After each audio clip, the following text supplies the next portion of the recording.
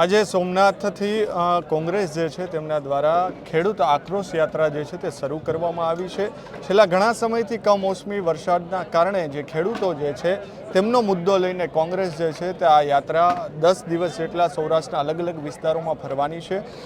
કોંગ્રેસના પ્રદેશ પ્રમુખ અમિતભાઈ ચાવડા જે છે તેઓ આપણી સાથે છે, તેમની સાથે વાત કરીશું। અમિતભાઈ, આજથી આ યાત્રાનો શરૂઆત કરવામાં આવી છે, ખેડૂતોને આ યાત્રાથી ખરેખર શું ફાયદો થશે? આખા ગુજરાતમાં તમામ વિસ્તારોમાં ખેડૂત આજે ખૂબ તકલીફમાં છે। છેલ્લા 4-5 વર્ષમાં જોઈએ તો દર વર્ષે ક્યાંક ને ક્યાંક કમોસમી વરસાદ થાય છે, વાવાઝોડું આવે છે, અતિવૃષ્ટિ થાય છે, ક્યાંક પૂર આવવાને કારણે ખેડૂતોને નુકસાન થાય। બધી જ બાજુથી ખેડૂત હેરાન પરેશાન છે। ખેડૂત પહેલાં પણ ખોટી જમીન માપણીના કારણે, ખાતરની તંગીના કારણે, નકલી બિયારણને કારણે, બેંકોના જે ધિરાણ છે અને જે બજારમાં એની ઉત્પાદન વેચવા જાય ત્યારે પૂરતા ભાવ નહીં મળવાને કારણે હેરાન પરેશાન હતો। અને આ વર્ષે તમે જોયું હશે ને, હમણાં જે કમોસમી વરસાદ પડ્યો એનાથી તો ખેડૂત સંપૂર્ણ રીતે બરબાદ થઈ ગયો છે। એના ખેતરમાં તૈયાર પાક હતો, એના સ્વપ્ન હતા, આખા વર્ષની મહેનત હતી, અને એ જ્યારે બરબાદ થતી હોય ત્યારે ખેડૂત પાસે આત્મહત્યા કરવા સિવાય બીજો કોઈ રસ્તો નથી રહેતો। અને તમે જોયું હશે કે દ્વારકામાં ખેડૂતે આત્મહત્યા કરી, અહીંયા ગીર સોમનાથમાં ઉનામાં ખેડૂતે આત્મહત્યા કરી। અને જો સરકાર એની મદદ માટે નહીં આવે આગળ તો આ બનાવો ખૂબ વધવાના છે। ત્યારે ખેડૂતોની આ જે તકલીફ છે, પીડા છે, દર્દ છે, એને વાચા આપવા માટે, એનો જે આક્રોશ છે એને વાચા આપવા માટે પ્રદેશ કોંગ્રેસ સમિતિ દ્વારા ખેડૂત આક્રોશ યાત્રાની શરૂઆત કરવામાં આવી છે। અને આજે સૌરાષ્ટ્રમાં સોમનાથથી આ યાત્રા શરૂ કરી છે અને અલગ અલગ 11 જિલ્લાઓમાં ભ્રમણ કરી અને 13 તારીખે દ્વારકામાં એનું સમાપન કરીશું। અને એ જ રીતે આખા ગુજરાતમાં પણ જનાક્રોશ યાત્રા અમે કરવા જઈ રહ્યા છે। એક એક તાલુકામાં, એક એક ગામ સુધી અમે પહોંચીશું, લોકોના પ્રશ્નો છે એને વાચા આપીશું। હું એટલું ચોક્કસ કહેવા માગું છું કે આખા ગુજરાતના ખેડૂતો હવે સંગઠિત થઈ અને લડવા માટે મક્કમ બન્યા છે। અને એમની બધાની એક જ માગણી છે કે ખેડૂત અત્યારે આર્થિક રીતે તકલીફમાં છે, બેન્કોમાંથી જે ધિરાણ લીધું છે પાછું ભરી શકાય એમ નથી, ક્યાંક ખાનગી કરજ લીધું છે કે ઉછીના લીધા છે એને પણ ભરાય એમ નથી, ત્યારે ખેડૂતોના દેવા સંપૂર્ણ માફ થવા જોઈએ। એ માગણી આજે ગુજરાતનો ખેડૂત કરી રહ્યો છે ને અમે આ યાત્રાના માધ્યમથી એ માગણીને બુલંદ અવાજે રજૂ કરી રહ્યા છીએ। એ જ રીતે વારે વારે કુદરતી આફતો આવે અને ખેડૂતને દર વર્ષે નુકસાન થાય છે। જો પાક વીમા યોજના હોય તો ખેડૂતને બિચારો બાપડો થઈને ભીખ માગવાનો વારો ના આવે, પણ આ ગુજરાતમાં 2020ની સાલથી એક પણ પાક વીમા યોજના ચાલતી નથી। ત્યારે પાક વીમા યોજના તાત્કાલિક ચાલુ કરવી જોઈએ, એ પણ અમારી માગણી છે। અને હું ચોક્કસ કહું છું કે આ યાત્રા દરમિયાન જે રીતે ખેડૂતો જોડાઈ રહ્યા છે, જે રીતે એનું સમર્થન મળી રહ્યું છે, જે એમની તકલીફો પીડા જોઈ છે, એ રીતે અમે પણ જ્યાં સુધી ખેડૂતોનું દેવું સંપૂર્ણ માફ નહીં થાય ત્યાં સુધી લડવાનો આજે સંકલ્પ કર્યો છે। અને ખેડૂતોએ પણ સંકલ્પ કર્યો છે કે હવે આખરી લડાઈ લડવી છે અને પોતાનો હક અધિકાર લઈને જ જંપીશું। અમિતભાઈ, આજે તમે પણ ખેડૂતોની પીડાની વાત કરી છે, તમે પણ ખેતરમાં ગયા હતા, ખેડૂતને પણ મળ્યા હતા। કોંગ્રેસ ખરેખર ખેડૂતને કઈ રીતે સહાયરૂપ થશે? કોંગ્રેસની ભૂતકાળની સરકારો પણ જુઓ, ખેડે એની જમીનનો કાયદો પણ કોંગ્રેસ લાવી। અલગ અલગ પંચવર્ષીય યોજનામાં હરિત ક્રાંતિથી લઈને આજ દિન સુધીની જે સફળ જો, એ બધામાં કોંગ્રેસની વિચારધારાનું, કોંગ્રેસના શાસનનું ખૂબ મોટું યોગદાન હતું। ભારતીય જનતા પાર્ટીની નીતિ ખાલી ભાષણો, વચનો અને વાયદાની નીતિ રહી છે। નરેન્દ્રભાઈ જ્યારે ગુજરાતના મુખ્યમંત્રી હતા ને વડાપ્રધાન બનવાની એમણે તૈયારી કરી, ત્યારે જે રીતે ભાષણો કરતા હતા કે એક વખત અમારી સરકાર બને, એક તક આપો, અમે પહેલી કેબિનેટ બેઠકમાં ખેડૂતોના દેવા માફ કરીશું, અમે ખેડૂતોની આવક બમણી કરી દઈશું, ને એ પણ 2022 સુધીનો વાયદો હતો। એક પણ વાયદો વચન પૂરો થયો નથી। આ ગુજરાતમાં આજે 30 વર્ષથી સરકાર છે, નરેન્દ્રભાઈ ત્રીજી વખત વડાપ્રધાન બની ગયા। આજે પંચાયતથી પાર્લામેન્ટ સુધી બધી જ જગ્યાએ ભારતીય જનતા પાર્ટીનું શાસન છે, અને એમના શાસનમાં ખેડૂતો આત્મહત્યા કરવી પડે તો એ માટે જવાબદાર કોણ? આજે અમે વિપક્ષ તરીકે આ યાત્રા લઈને ખેડૂતોનો અવાજ બનવા નીકળ્યા છે। અને જ્યારે મારે યાદ કરવી પડે કે દેશમાં યુપીએ સરકાર હતી, મનમોહનસિંહજી વડાપ્રધાન હતા, સોનિયાજીના નેતૃત્વવાળી એ કોંગ્રેસની સરકાર, જ્યારે દેશમાં ખેડૂતો પર આફત આવી, તકલીફમાં હતા, ખેડૂતો આત્મહત્યા કરતા હતા, અને એ સમયે બધાએ 2008નો યાદ કરવો જોઈએ કે આખા વિશ્વમાં મંદી હતી, તેમ છતાં કોંગ્રેસની સરકારે દેશના ખેડૂતોના 72,000 કરોડ રૂપિયાના દેવા માફ કર્યા હતા. આ નરેન્દ્રભાઈની સરકાર દેશમાં છે, ગુજરાતમાં સરકાર છે. આજ દિન સુધી ખેડૂતોનો એક પણ રૂપિયો દેવું માફ કર્યું નથી. અને એની સામે 25 ઉદ્યોગપતિઓના 25 લાખ કરોડ રૂપિયા સુધીના એમના જે બાકી ધિરાણો હતા, દેવા હતા, એને રાઇટ ઓફ કર્યા છે, માફ કર્યા છે. ત્યારે આ સરકારની નીતિ ઉદ્યોગપતિઓ તરફી છે. એમના મળતિયાઓને લાભ કરાવવાનો હોય તો સરકારની તિજોરી ખુલ્લી મૂકે છે, અને બીજી બાજુ જગતનો તાત ખેડૂતને મદદ કરવાની હોય તો ખાલી પેકેજની જાહેરાતો કરે છે, થોડી સહાયની જાહેરાતો કરે છે, પણ દેવા માફ કરતી નથી.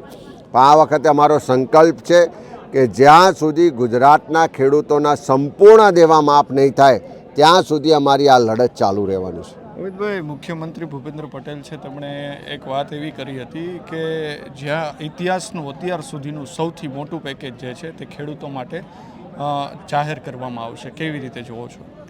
સરકારના જ આંકડા બોલે છે. સરકાર જ કહે છે કે આ કમોસમી વરસાદમાં 42 લાખ હેક્ટર જમીનમાં નુકસાન થયું છે. જો આટલી મોટી જમીનમાં નુકસાન થયું હોય, આટલું મોટું નુકસાન થયું હોય ને એની માટે જો નજીવી રકમ પેકેજ રૂપે આપે છે.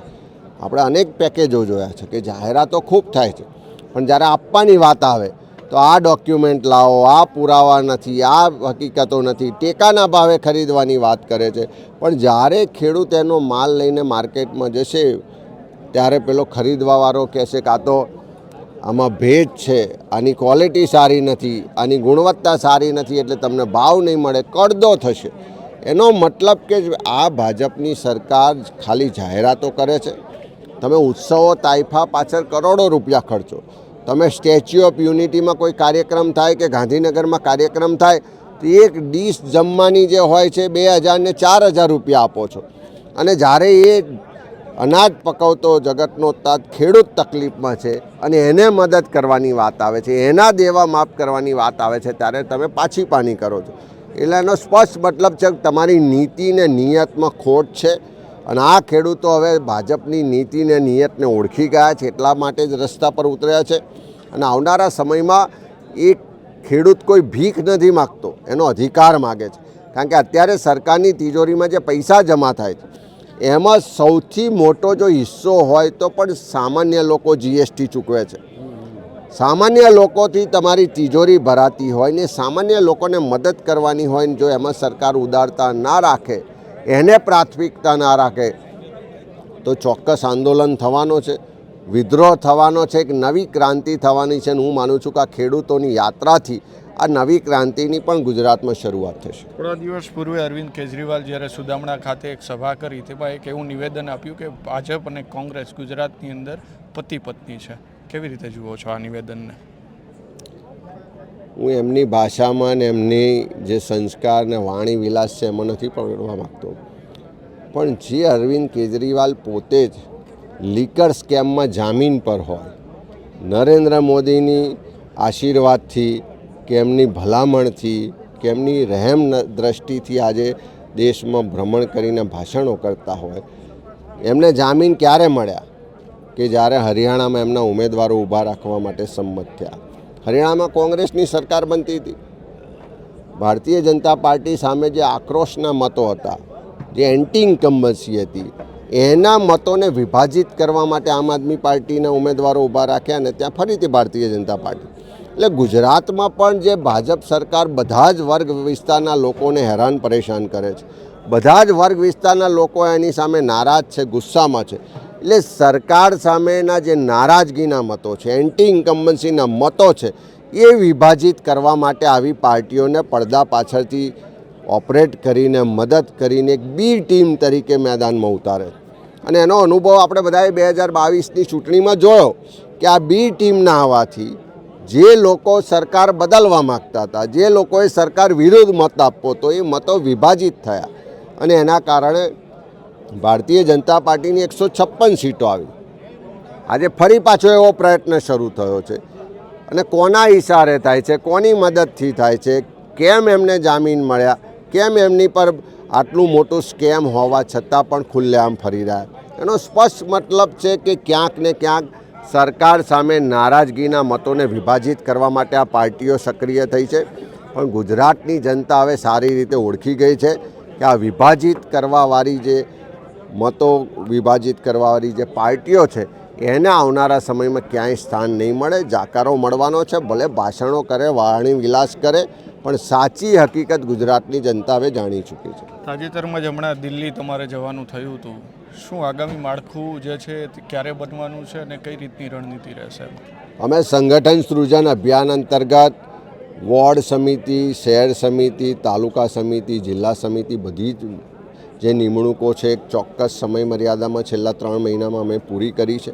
થોડા આવનારા દિવસોમાં આ નવેમ્બર મહિનામાં પ્રદેશનું માળખું પણ જાહેર થઈ જશે અને બધે જ આખી ટીમ કોંગ્રેસ ગુજરાતમાં એક એક વર્ગના પ્રશ્નોને લઈને નીકળીશું. આજે ખેડૂતોના પ્રશ્નોને લઈને નીકળ્યા છે, કાલે યુવાનોના રોજગારની વાત હશે, મહિલાઓની સુરક્ષા અને સન્માનની વાત હશે, જળ જંગલને જમીનના અધિકાર માટે લડતા આદિવાસી સમાજના પ્રશ્નો હશે કે સામાજિક ન્યાય માટે લડતા SC, ST, OBC માઇનોરિટીના લોકોનો અવાજ બુલંદ કરવાનો છે કે નાના વેપારીઓના પ્રશ્નો છે. બધા જ વર્ગ વિસ્તારના લોકોના પ્રશ્નોને વાચા આપવાની, લડાઈ લડવાની તૈયારીઓના કાર્યક્રમો અમે નક્કી કર્યા છે.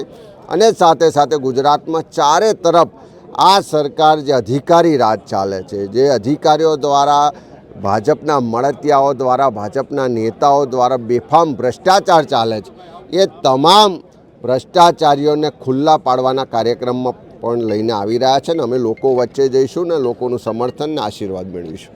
હતા આપણી સાથે ગુજરાત કોંગ્રેસના પ્રદેશ પ્રમુખ ચાવડા. તેમણે કહ્યું કે જે આ ખેડૂત જે આક્રોશ યાત્રા જે છે નીકળવામાં આવી છે, ખેડૂતોના મુદ્દે સરકાર જે છે તેમને દેવા માફીનો એક સંકલ્પ જે છે તે લેવડાવવામાં આવી રહ્યો છે. પરંતુ આવનાર દિવસોની અંદર ખબર પડશે કે આ યાત્રા જે છે તેનાથી ખેડૂતોને ખરેખર કેટલો ફાયદો થાય છે.